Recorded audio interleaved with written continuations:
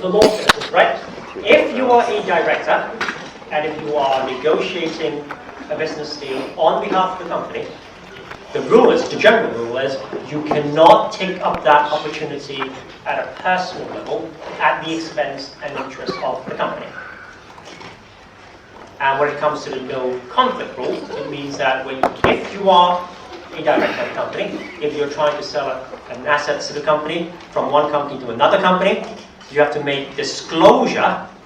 Now, once you have made that disclosure, you are still allowed to make that transaction. Okay? Providing that you have made the disclosure, you are, as a director, you are still allowed to sell your assets to the company.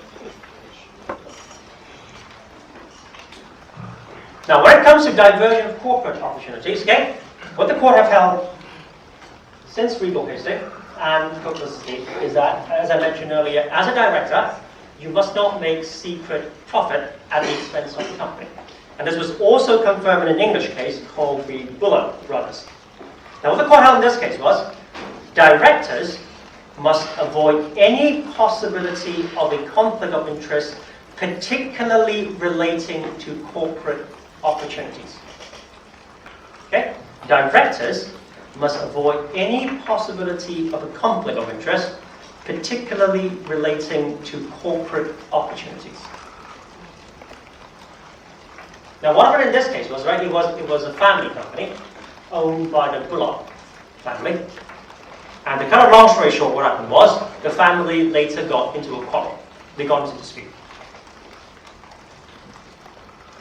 And one of the family members, while acting as a director and shareholder of the company, spotted a business opportunity.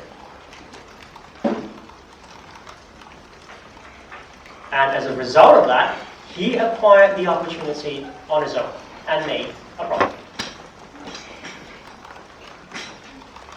And what the court held was, right, when it comes to corporate opportunities, particularly relating to corporate opportunities, directors must avoid any possibility of a conflict.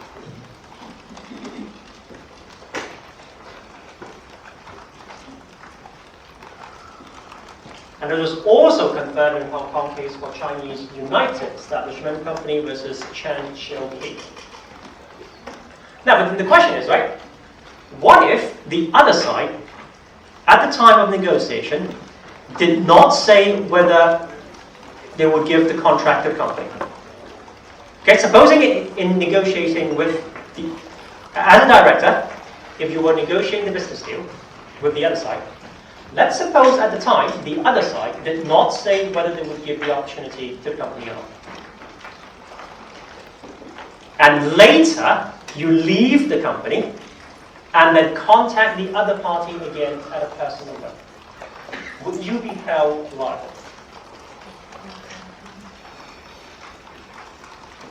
Now, this was illustrated in a Hong Kong case called Kishimoto versus Akio Oba. Or as we call it, right, here in Hong Kong, the Kishimoto situation. Now, what happened in this case was, Mr. Oba, he was the former managing director of Kishimoto Hong Kong Limited. And Mr. Oba was principally responsible for a project whereby Kishimoto acted as the middleman in arranging the supply of LCD manufacturing equipment from Japan to another company in Taiwan. So the Hong Kong company, the Kishimoto Hong Kong company, was acting as a middleman to arrange supply from Japan to another company in Taiwan. Now, as the facts turn out, Mr. Oba and its Hong Kong office were initially successful in arranging the deal. Now, sometime in 1993, the Japanese head office decided that the project should now be handled by its Taiwan subsidiary rather than its Hong Kong subsidiary. And Mr. Oba became unhappy with that decision. And then he resigned from the company. Okay? So the Japanese head office now decides that this deal would now be handled by its Taiwan subsidiary and not its Hong Kong subsidiary, headed by Mr. Oba.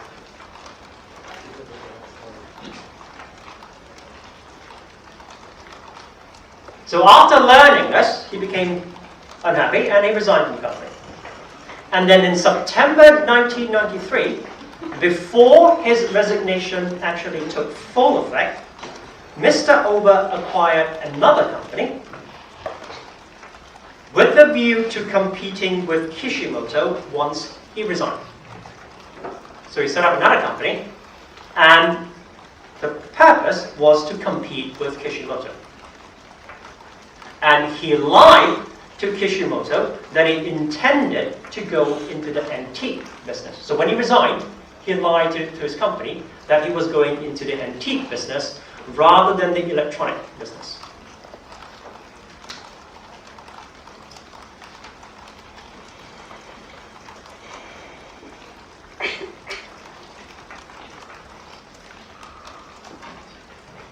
So the question before the court was, right, in taking that deal, right, in taking that deal, was Mr. Oba liable for making a secret of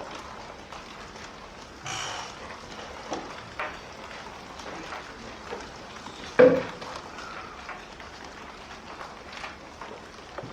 Now what happened was, as the facts turn out, in December 1993, Mr. Oba managed to win the contract from the original Taiwanese customer that he formerly contracted with Kishimoto.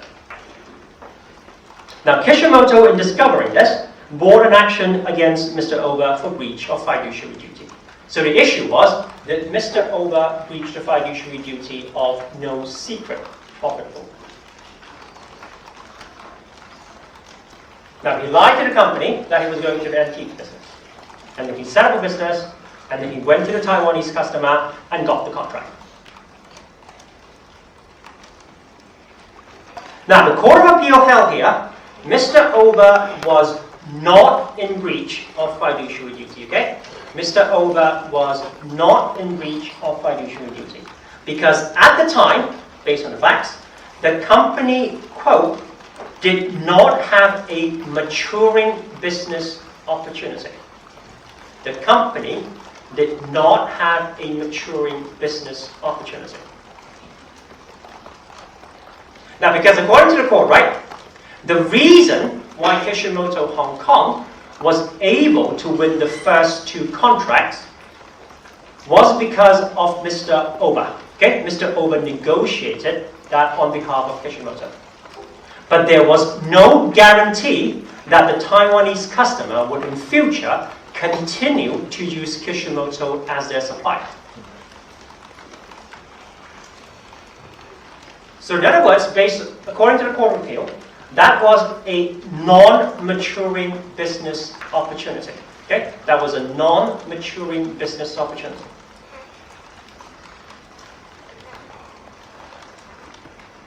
And according to Justice Litton, right, the project, quote, was at best prospective. The project was at best prospective, and there was no certainty that Kishimoto would have obtained the relevant contracts. So basically what this judgment is saying, right?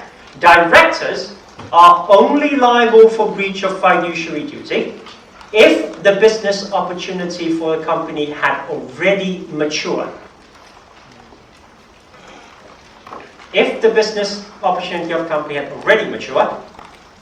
So in other words, for example, right, if the contract between the company and the other party was about to be signed or was concluded, and then the director diverts that corporate opportunity away from the company to itself, then that would be a breach of fiduciary duty. And that's why here in Hong Kong we call that the Kishimoto situation.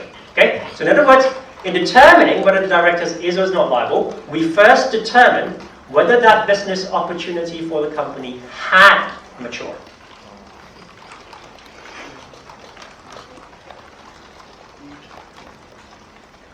Now, if the answer to that question is yes, okay, if the answer to that question is yes, then the director is likely to be held liable for breach of fiduciary duty. Otherwise, there is nothing to stop the relevant director from taking that opportunity away from the company at his own capacity.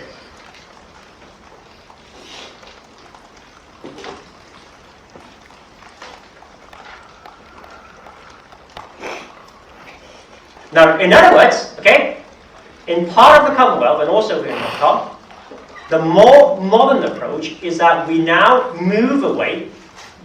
gradually move away from the rule decided by the House of Lords in Regal Hastings. Now, because the rule decided by the House of Lords in Regal Hastings was a strict one.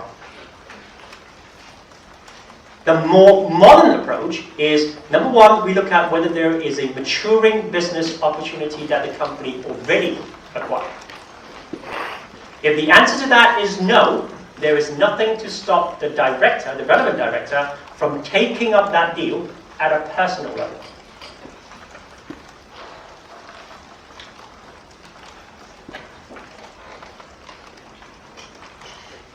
So in other words, mere negotiating a business deal on behalf of the company, that by itself is not a maturing business opportunity belonging to a company. Because according to Gordon Kishimoto, right, there is nothing to suggest that the company will definitely win the contract.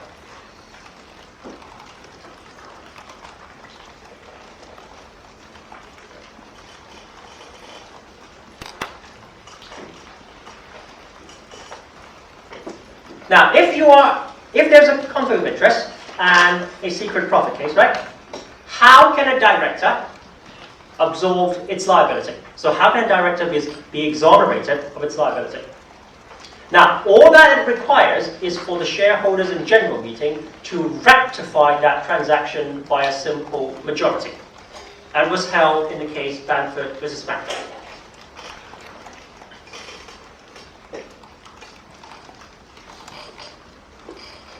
And today, under our company ordinance, it is also provided under section 473, okay? Votes by a member who is also a director in respect of whose conduct the rectification is sought or related person or entities to be disregarded. So in other words, so long as the vote or rectification have been approved by the other directors that are independent of the deal or transaction, that rectification is valid. Okay, so long as the decision or transaction was rectified by the other independent directors or shareholders, the deal is valid and lawful.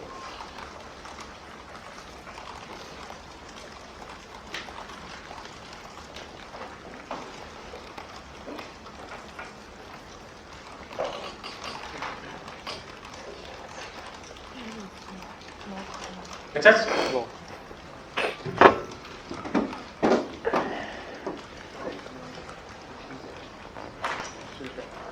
Okay, is there any question in relation to director's duty?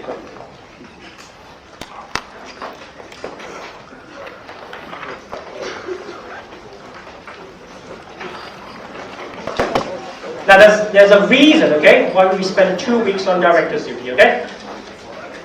So make sure you know the answer by December, right? Okay, there's a reason, okay, why we spend 2 weeks on director's duty, right?